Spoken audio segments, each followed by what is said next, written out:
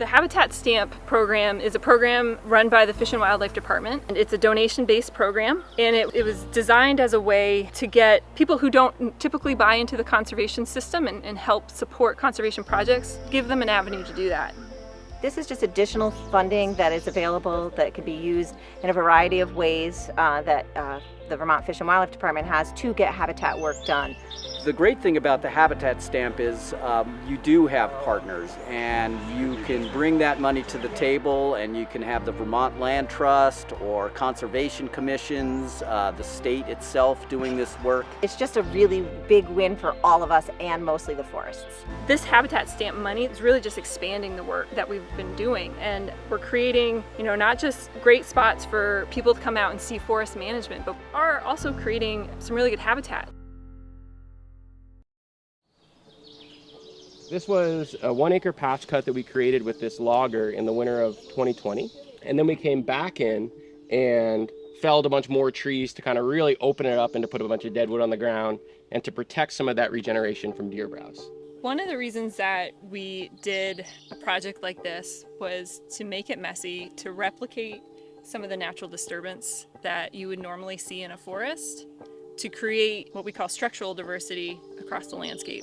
So if we can create sort of this big jumbled mess with trees and treetops, we can actually create little islands that are protected from that deer browse. We have big areas of tall trees without a lot of different age classes, and so we came in, replicated either what would have been historically a wind-blown area or an area hit by insects, in areas that are strategic, areas that we know have species that provide food for wildlife and connect to other areas on the landscape. And we were able to do a lot of work really quickly and efficiently because all the logger had to do was cut these trees and leave them on the ground and then go to the next tree. We want to grow this oak tree in part to produce acorns for deer. So if we can just protect these young seedlings for a little while from that deer browse, this will allow us to create better deer habitat in the future. So this tree is going to make it. Another great important thing about oaks and all of our native trees and plants is that they are hosts to our native insects, and the more that we're learning is how important those insects, especially caterpillars, are to all of our breeding birds. When the migratory birds come back up here in the spring and they have nestlings, they spend a lot of time going out and foraging for native caterpillar. So making sure that we are providing food both from a nut point of view, an acorn point of view, but also a host plant for native insects is extremely important out here.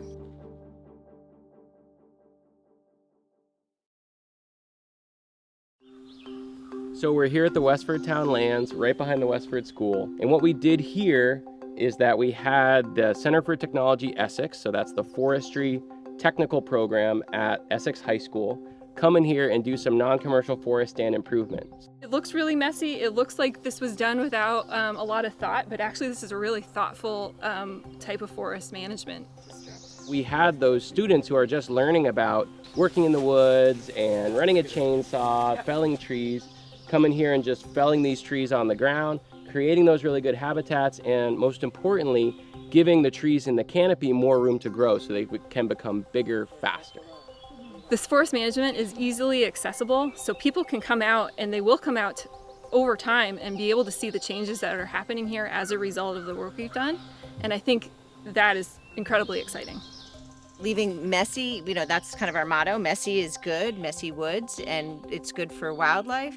So we're really looking for that composition, the structural diversity there, and increased connectivity. We're seeing an ability for wildlife to move across the landscape. We're seeing healthier habitats. So we're able to get that kind of work done through the use of the Habitat Stamp. And it's also great because when we do it on places like these town lands, we're able to showcase this. People can actually see this and understand what this is doing and see more wildlife. We have a lot of birding trips that go through here. And so it's a really great way to connect with people and showcase what good forestry looks like and how it really is good for all the issues that we're trying to address, whether it be habitat, climate change, invasive species. It's all of these pieces that we're trying to present so that landowners, in my case, can do it on their own property. So all Vermonters benefit from this kind of work. Not only are we able to do this really good work here that's going to provide a lot of amazing habitat, but we're also developing those professionals that are going to be out there working in the woods and developing this habitat in the future.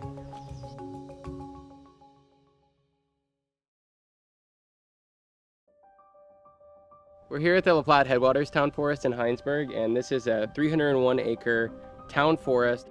What we're doing using this grinder, what we call a brontosaurus, to come in here and fell lots of these big pine trees, creating gaps in the canopy, putting dead wood on the ground, which is really important for a lot of other different species, creating this flush of regeneration, and then also actually at the same time facilitating the transition of this forest from this white pine monoculture to a much more diverse, much more complex forest that ultimately is going to be a better resource for bats and for all the wildlife species. Public lands like these town forests, they may look like they are kind of small and not important on the landscape, but they add an incredible amount of diversity, and really in areas like the Champlain Valley are huge stepping stones that animals can move through the landscape, north and south, east and west, to the mountains, to the lakes, to the rivers. And being able to use habitat stamp money to help make these forests resilient so they can take care of themselves over the long run is a real benefit of using this funding here. So often when we do management on properties, well, all the time when we do management on properties, there are certain objective or goals that you want to reach. And in this case, we were working in this habitat to enhance bat habitat. You may manage through the lens of one or two, but you really create habitat for a whole suite of species. So there's a few different types of habitat that bats need. Foraging habitat, where they're foraging for especially insects, and roosting habitat, where they're roosting during the daytime and raising their young. Having good foraging habitat means, for bats, increasing insect abundance and diversity.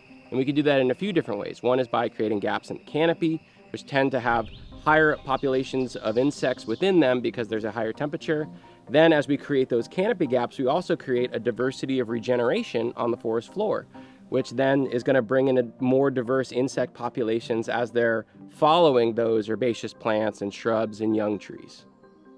One of the really great things about using habitat stamp money is that we can focus not just on threatened and endangered species like the bats that we worked on here, but we can also focus on creating habitat for common species and keep making sure that we're keeping them common, because we don't want to get to the point where they are threatened and endangered. And I think that's one of the beauties that the habitat stamp allows us to work in all sorts of habitats for all sorts of species.